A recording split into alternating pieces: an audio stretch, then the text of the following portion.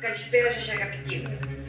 Ονομάζομαι Χόκους Παπαρόκους και είμαι ο μάγος της Ανατολίας.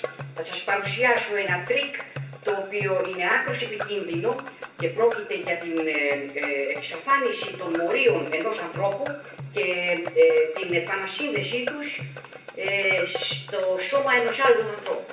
Λοιπόν, παρακαλώ έναν εθελοντή να περάσει για το τρίκ αυτό. Καλησπέρα σας. Ονομάζεστε Ιάκο Καμπανέλης.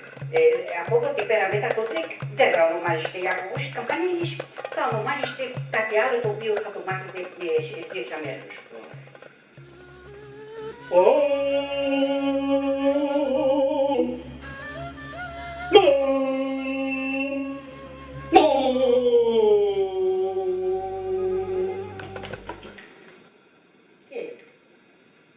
Ευχαριστώ πάρα πολύ.